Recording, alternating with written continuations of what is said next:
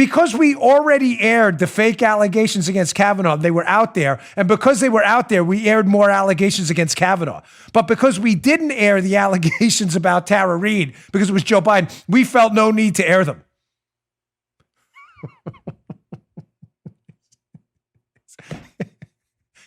This is not a joke. This is the New York Times. Ooh. Oh boy. That's real. So, for those of you who missed yesterday's show, a woman by the name of Tara Reade made some very serious charges against Joe Biden. Allegations, again, everyone, our political enemies, doesn't matter. The Constitution matters. You are innocent until proven guilty in a constitutional republic. I don't care who the hell you are. End of story. But Joe Biden is entitled to the presumption of innocence, but some very serious charges were alleged against him by a woman named Miss Tara Reade, who alleges there was some inappropriate touching, totally inappropriate touching. Serious. In the interest of keeping the show family friendly, you get the idea, okay? The allegations are gross against Biden. The New York Times, in their tweet yesterday, I want to just redo the tweets because they have now responded as to why they did this, wrote in the story this, as evidenced by their tweets, which they've now deleted. Here was tweet number 1 by the New York Times. When they're writing their story about these allegations against Joe Biden by Miss Tara Reade, they say, well, no other allegation about sexual assault has surfaced in the course of our reporting, nor did any other former Biden staff corroborate Tara Reade's allegation.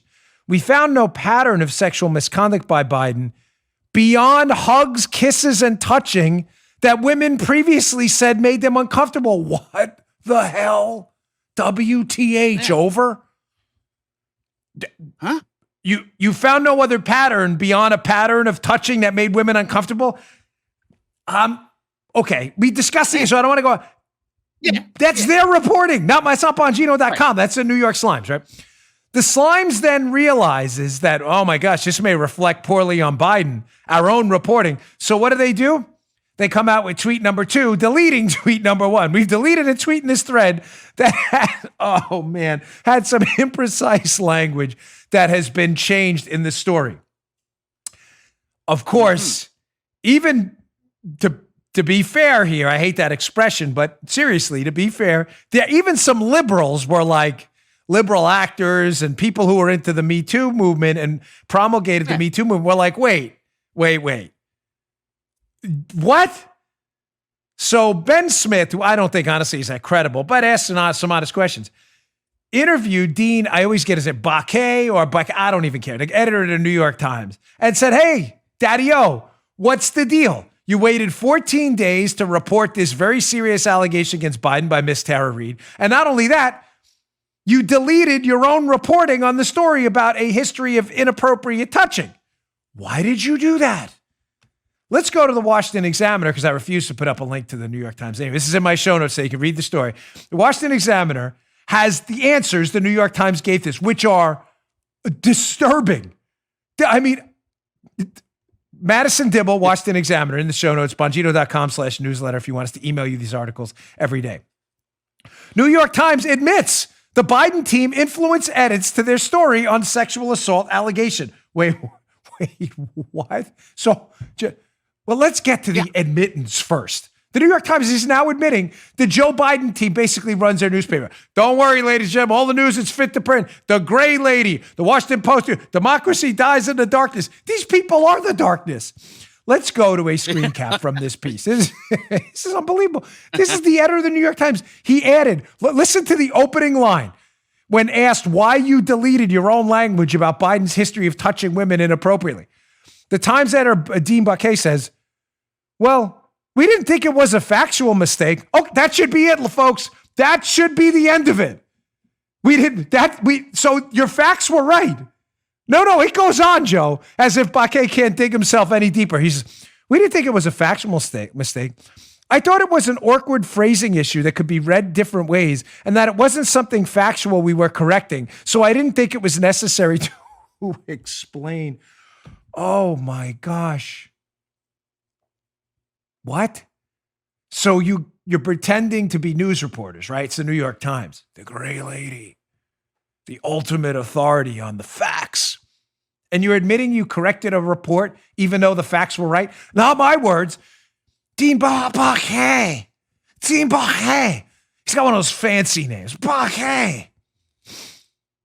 Dean Bongino says we're not a factual issue. We were correct. We just deleted it because we didn't like it, basically. Oh. Wish they would have cut that courtesy to Kavanaugh, Brett Kavanaugh. No. Clarence Thomas or anyone else. Can't give them that same courtesy. Imprecise language. Now, they go on because I want to make a few points on this because this is a bigger issue than just about Creepy Joe. Second screen cap from this piece. Madison Dibble, Washington Examiner. This is his additional reasoning why they reported on the allegations with zero evidence against Brett Kavanaugh immediately, yet while they waited on the Tara Reade allegations and then rewrote their own story, retconning it. This, ladies and gentlemen, is hilarious in its stupidity. Listen to this explanation, and if you want to punch yourself in the face when you're done, you're not wrong, because you'll want to stop the pain of the idiocy you're about to hear. Here's Baquet. So Kavanaugh was already in a public forum in a large way.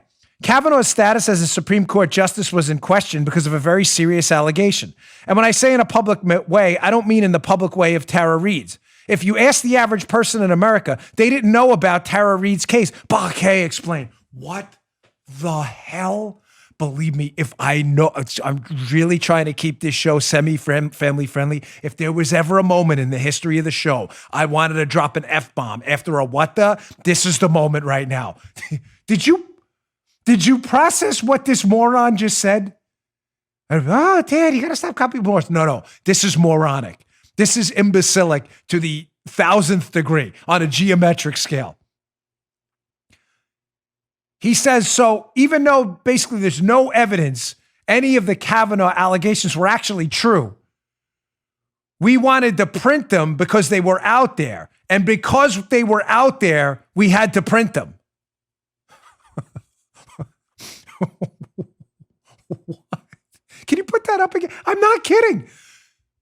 He says we had to put them out there because they were already out there because we put them out there. But Tara Reade's, Joe, we didn't have to put up because nobody knew about them because we didn't put them out there. I'm not kidding. Read this again. He says, talking about why Kavanaugh, the allegations against Kavanaugh, despite no evidence, were out there. He says they were out there in a public way. He goes, and when I say in a public way, I don't mean in the public way of Tara Reade's.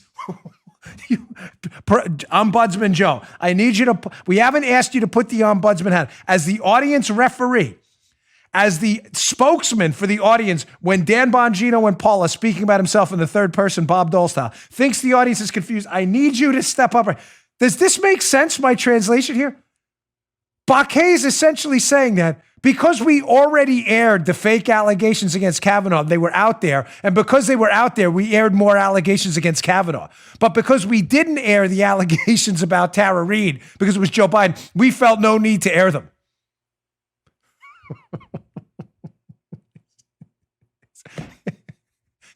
This is not a joke. This is the New York Times. Ooh. Oh boy. That's real. You just heard The Dan Bongino Show. You can also get Dan's podcasts on iTunes or SoundCloud. And follow Dan on Twitter 24/7 @DBongino.